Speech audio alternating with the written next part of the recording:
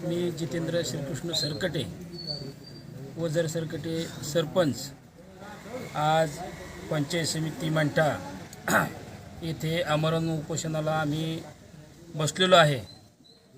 लाभार्थी शेतकरी गावकरी सरपंच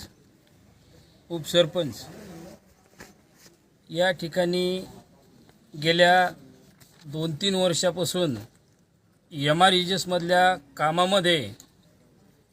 सातत्याने या